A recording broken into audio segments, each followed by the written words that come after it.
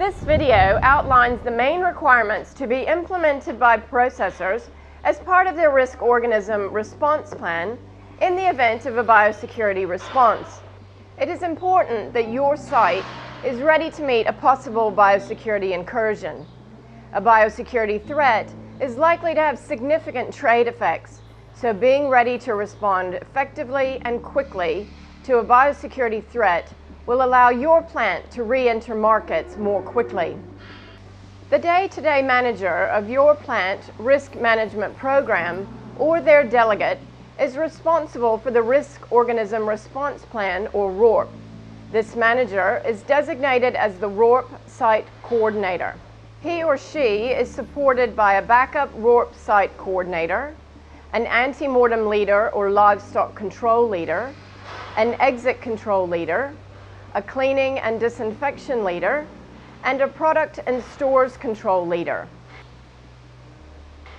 The RORP Site Coordinator should engage with the MPI Verification Services vet on site. There should be an annual test of your plant's biosecurity readiness by the RORP Site Coordinator.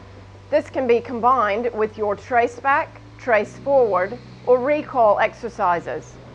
It is important that the MPI vet be notified in advance that this is only a simulation to avoid possible miscommunication. Any documentation or discussion of a test should be clearly marked exercise only. You should have up-to-date records for visitors to and from the site, home contact details of workers at the site in case they need to be contacted quickly, an inventory of the animal product in storage, an inventory of disinfectants and cleaning equipment such as water blasters on the site, water supply, drainage, and effluent storage capacity, a plan of the site showing pens for segregation of suspect livestock, an area that a truck can be washed down, an identification of the exits at the site that can be closed or controlled. The purpose of livestock control is to detect any clinical signs in the livestock, and if there are suspect livestock, to segregate them for MPI investigation and to prevent possible further contamination. Livestock control is managed by a livestock control leader.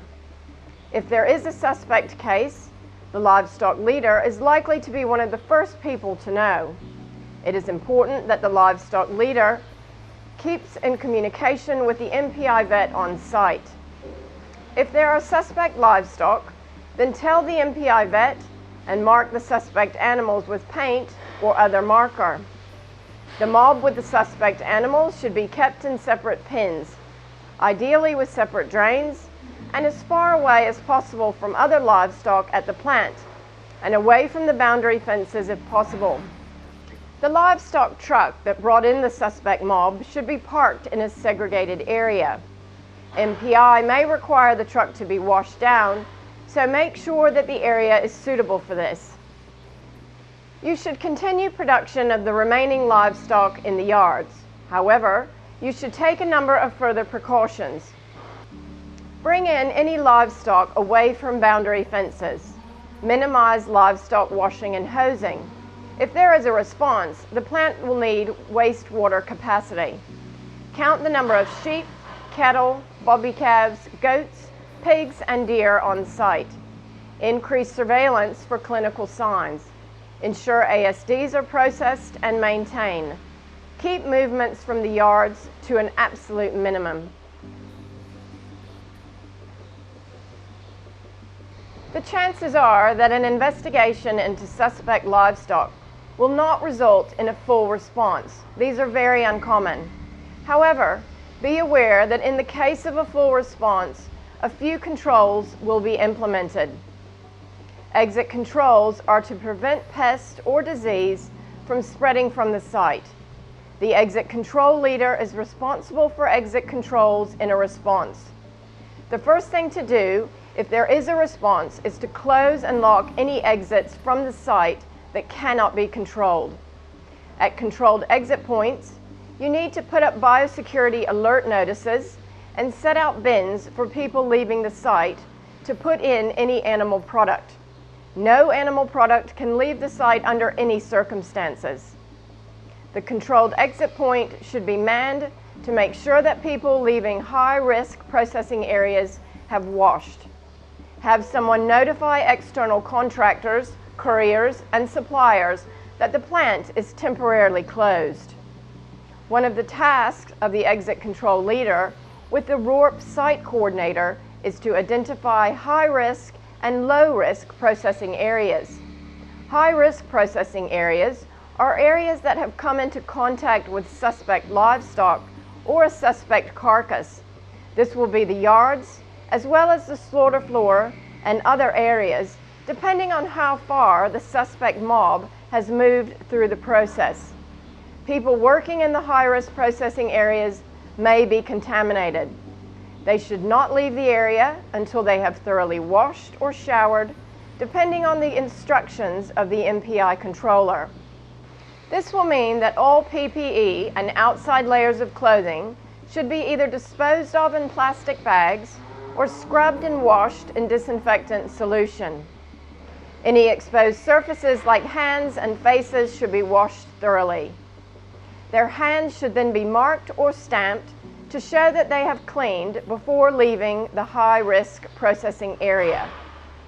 Low-risk processing areas are where there has been no contact with suspect livestock or product. These are the offices, workshops, and so on, as well as the boning room or slaughter floor if a suspect mob has not been processed. Personnel who have only been in low-risk processing areas may leave normally, but must stay out of high-risk processing areas. The livestock truck that carried the suspect animals may be contaminated, so this livestock truck must be thoroughly washed and disinfected. Make sure the wastewater is contained. It is likely that the MPI incident controller will oversee this. Other livestock trucks should be cleaned to prevent mud and dirt leaving the site. All other vehicles leave the site normally. If there is a biosecurity response at this site, the entire site may be contaminated. Areas of the site, especially those that have had suspect livestock through them, will need to be cleaned and disinfected. The cleaning and disinfection leader should assist the cleaning and disinfection work under the direction of the MPI incident controller. This includes things like information on the location of taps, electricity lines, underground cables, as well as drainage and water runoff, and what resources can be supplied, such as hoses and water blasters. Health and safety is paramount. Biosecurity response people coming onto the site may not be familiar with your site health and safety requirements. Make sure that people coming onto the site know the relevant health and safety risks and controls, such as risk of falls, hot water, and so on. Sunlight is a good disinfectant.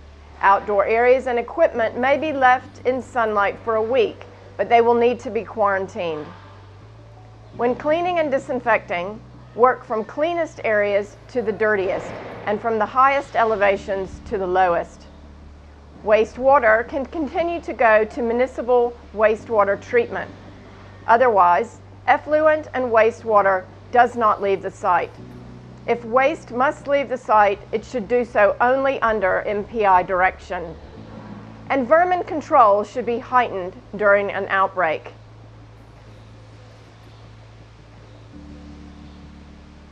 The purpose of product and stores control is to ensure that no infected animal product leaves the site, and tracing can be done of product that has left the site. In the event of an MPI investigation, the product and stores control leader should begin tracing of product, beginning with any product from the farm that is being investigated.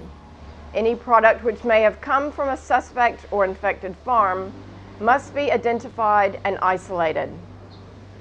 Product on the site, whether unaffected or at risk, is to be secured and placed under inventory control.